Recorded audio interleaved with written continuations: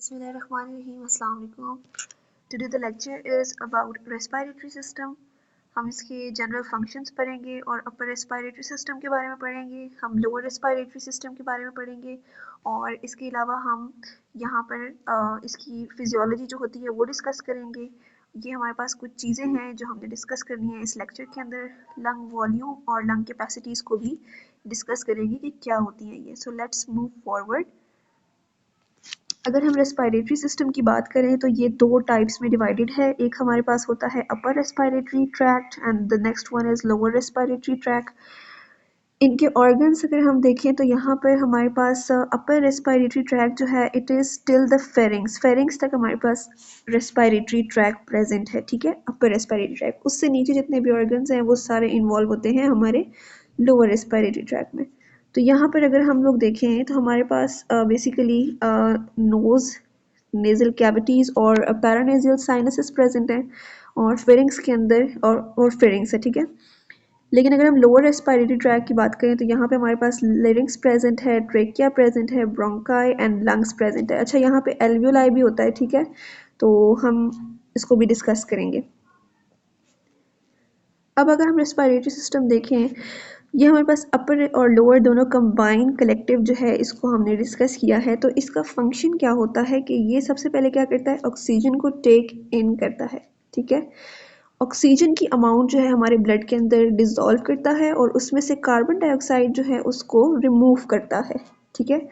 अब क्या होता है कि we know it really well कि the air travels through the mouth and through the nose, alright, then it moves towards the both lungs, जहाँ पर हमारे पास एल्वियोलाई और एल्वियोलर डक्ट्स प्रेजेंट हैं, जिनसे फिर क्या होता है कि जो ऑक्सीजन है वो डिसॉल्व होती है ब्लड के अंदर। अब यहाँ पे क्या है कि red blood cells pick up the oxygen.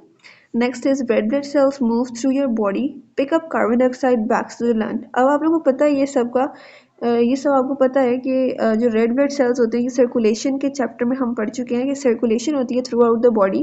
तो रेड ब्लड सेल्स क्या करते हैं कि वो पूरी बॉडी से कार्बन डाइऑक्साइड लेते हैं और लंग्स को जाके वो जो ब्लड सेल्स जो हैं वो लंग्स के पास जाते हैं, वहाँ पर प्योरीफिकेशन जो है बेसिकली, यानी प्योरीफिकेशन इन अ सेंस कि कार्बन डाइऑक्साइड की रिमूवल और ऑक्सीजन की एंट्रेंस जो होती है वो प्रेजेंट होती है।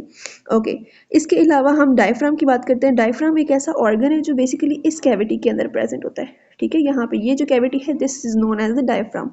यहाँ पर बिल्कुल इसका फंक्शन क्या है बेसिकली कि ये रिमूव करता है, मतलब डिफ्रेंशिएट करता है एब्डोमिनल कैविटी को और जो हमारी थोरैसिक कैविटी है उसको, ठीक है। So this is till now, let's move towards the next slide.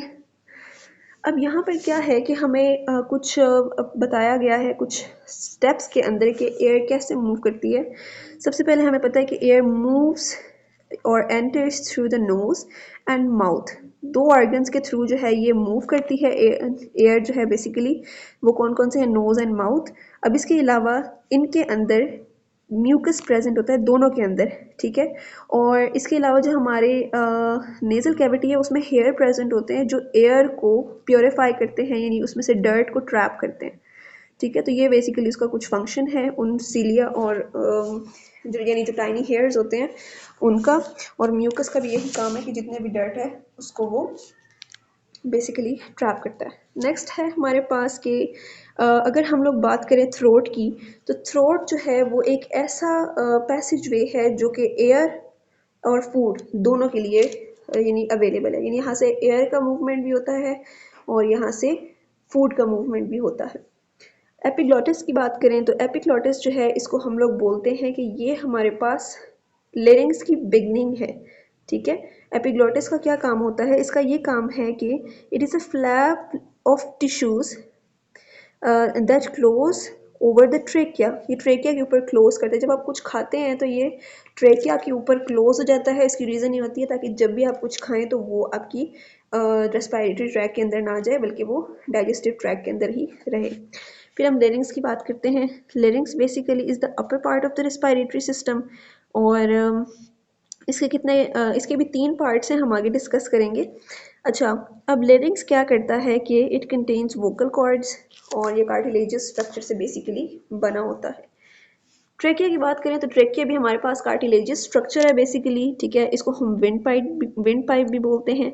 और ये जो है ये इसके पास कुछ सी शेप के अंदर कुछ कप्स प्रेजेंट होते हैं, ठीक है।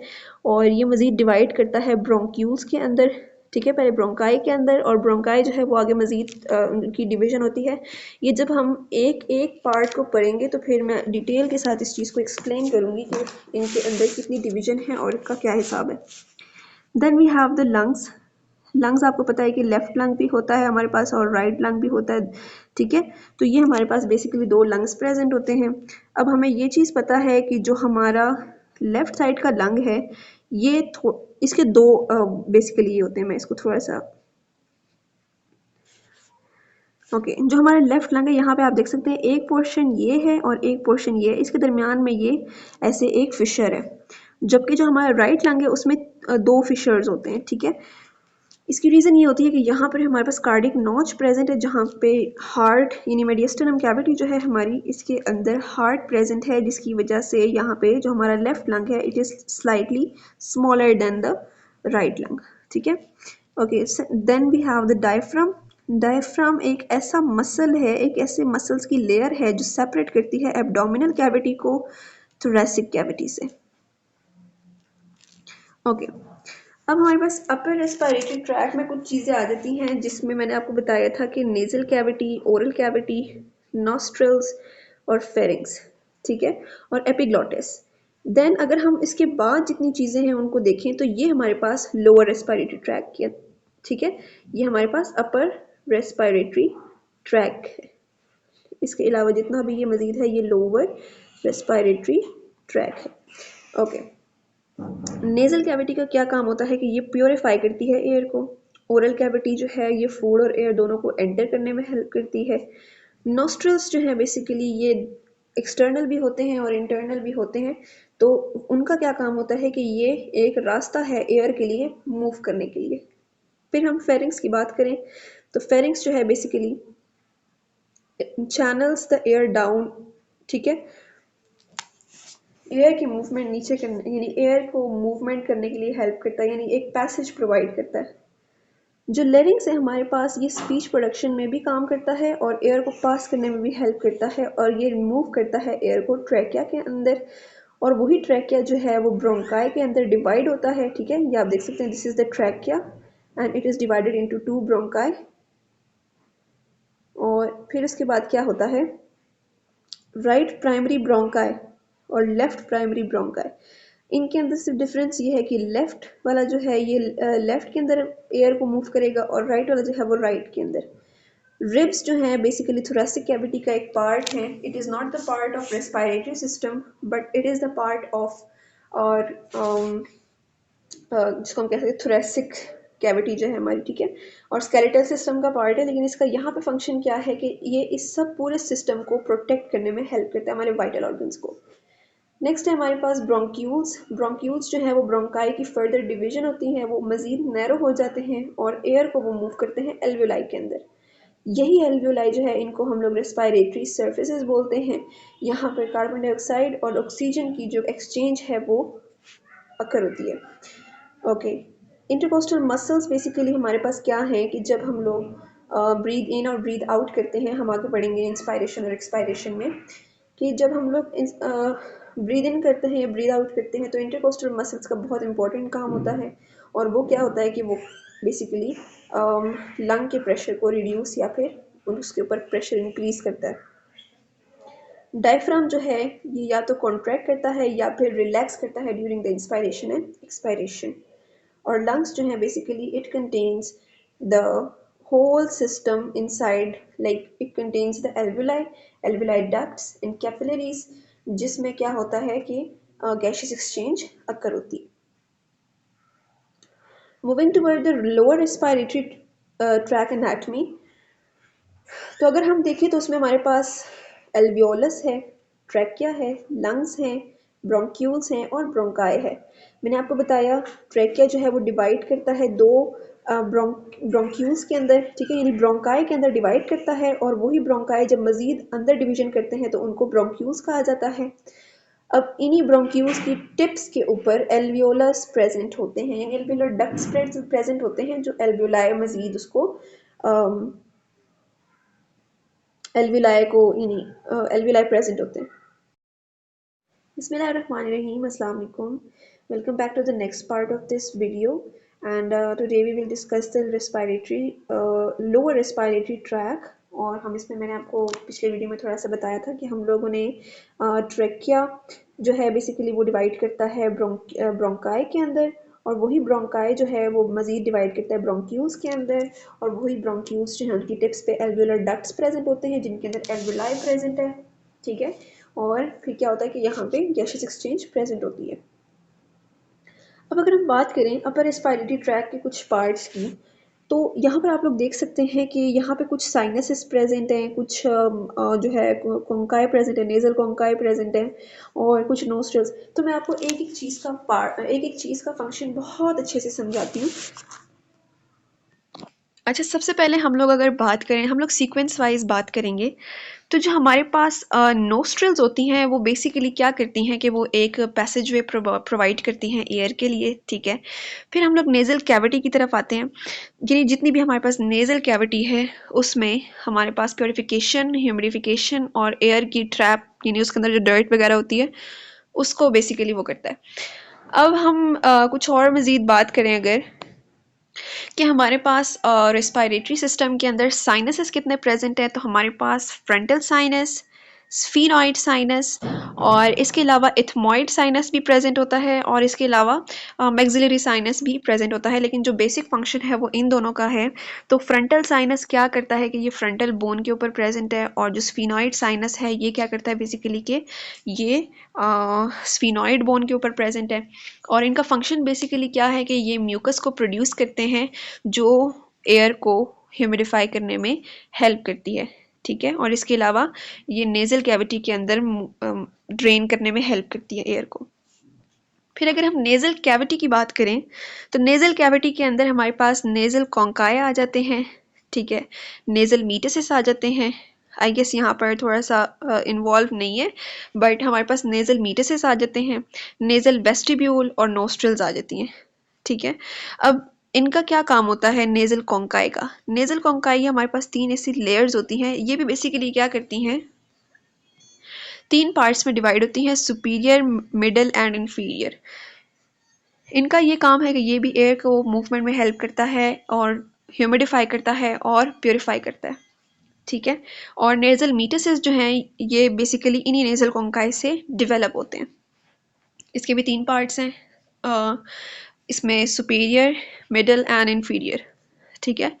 अब अगर हम लोग बात करें नेज़ोफेरिंक्स की, तो नेज़ोफेरिंक्स जो है यहाँ पर आप देख सकते हैं, जो नेज़ोफेरिंक्स है ये upper part of the throat है, ठीक है। थ्रोट का अपर पार्ट है। हम फेरिंग्स की बात करते हैं, तो फेरिंग्स आपको मैंने बताया, फेरिंग्स जो है वो इसकी तीन डिविजन्स होती हैं, नेज़ोफेरिंग्स, ओरोफेरिंग्स और लेरिंगोफेरिंग्स।